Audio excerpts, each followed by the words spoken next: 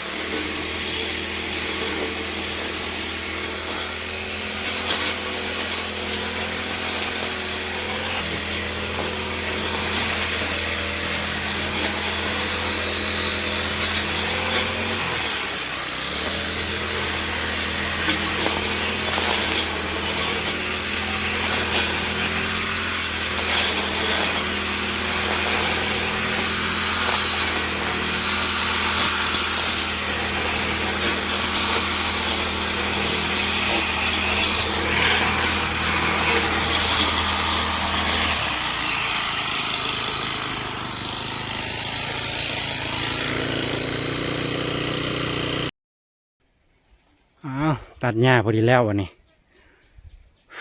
เลยยกเมื่อยหนึงพี่น้องตัดหญ้าแล้วก็จะเปลี่ยนหูเปลี่ยนตาขึ้นน้อยหนึงมาเบิ่งหลังจากตัดหญ้าแล้ว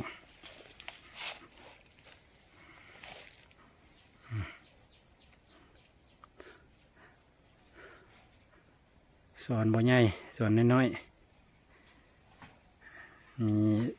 ต้นมะขามไม้มะม่วงอะโวคาโดมักสมพูอันนี้มะม่วงตัวกลางนี่มักสมพูตัวนี้อันนี้ก็อะโวคาโดอันตัวนี้ก็อะโวคาโดนี่ปลูกนำกันเลย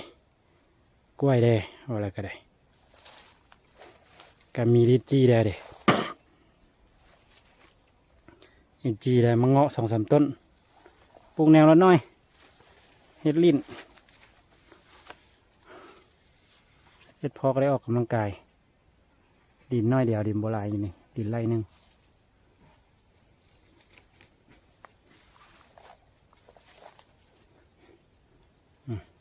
ฟันต้นไม้ลงเพราะว่าต้นนั้นมันต้นมะเงียวมันห่มต้นอะโวคาโดพอละเลยได้ฟันลง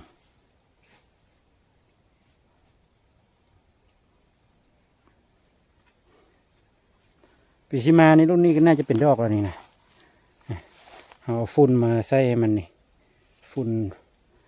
บริเทซ้ำปลาเปิดหน้ามันยังติเทฝุ่นคาดว่าที่เป็นดอกละปีชิมานี่ตัวนี้บักไม้ทับมันมูลบดเป็นพันพิตสันตัวนี้ตัวนี้เป็นพันบุเจ็ดข้างเนี่ยอย่างน้อยอยู่ก็บางทีมันน่าจะเป็นดอกแล้วปีนี้พอเป็นตัวเสียมยอด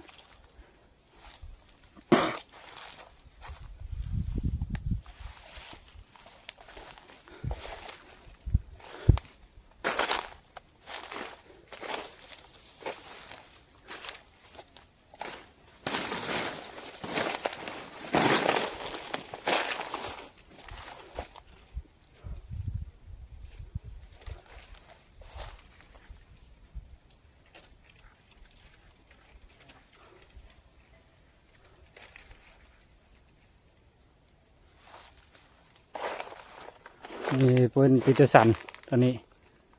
ปีเตอร์สันแล้วก็บัคคาเนียตัวนั้นปีเตอร์สันกับบัคคาเนียนี่กันตัวนี้โบราณเป็นมากก็จะนี่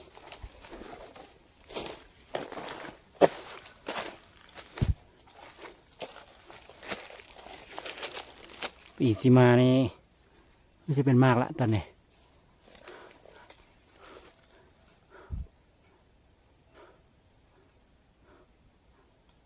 งามเขียวงาม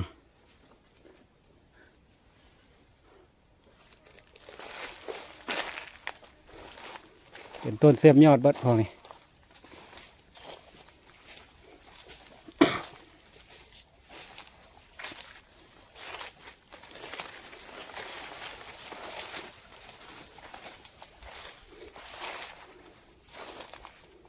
ต้นนี้เป็นพันธุ์บุเจ็ดต้นนี้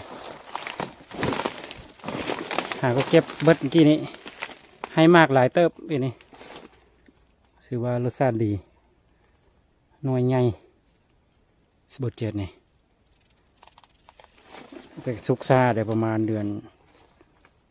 11 เดือน12เลย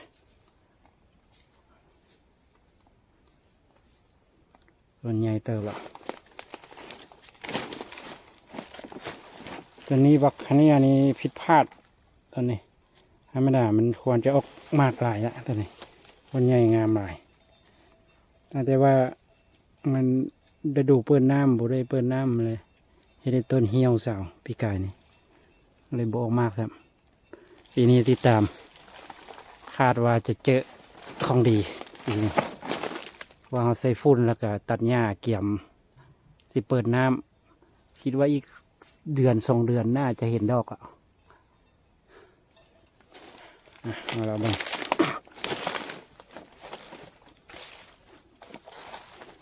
ต้นก็ใหญ่เติบละใหญ่เท่าขาต้นละ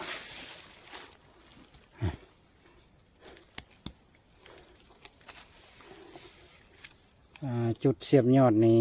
จะเป็นตัวนี้จุดเสียบยอดนะบอลเสียบยอดตัวนี้เขาปลูกเราจะได้มาเสียบยอดเลยปลูกใส่สวนเรียบร้อยแล้วจะมาเสียบยอดตัวนี้เสียบขาต้นเลย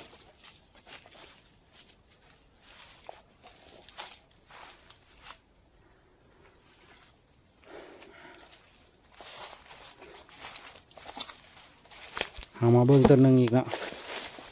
ต้นนี้ก็เป็นพันธุ์บักเนียง่ายละปีที่มานี้คิดว่าจะได้กินมากหลายละปีที่มานี่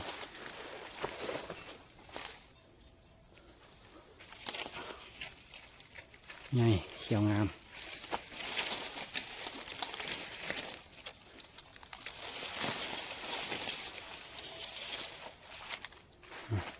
บักเนียใบมันจะเป็นใบมนๆหน่อยนึง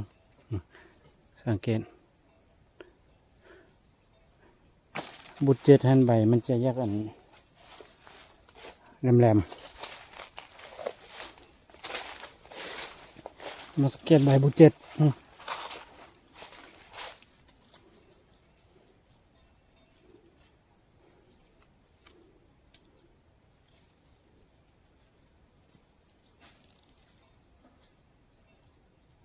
ใบบุตรเจ็ดจะเป็นสิ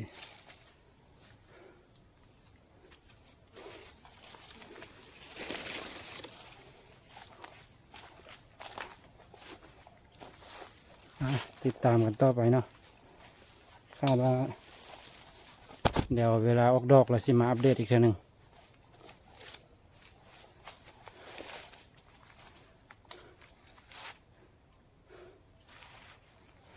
ขอขอบใจขอจบคลิปลงเท่านี้นะสิมาอัปเดตตอนออกดอกอีกทีหนึ่ง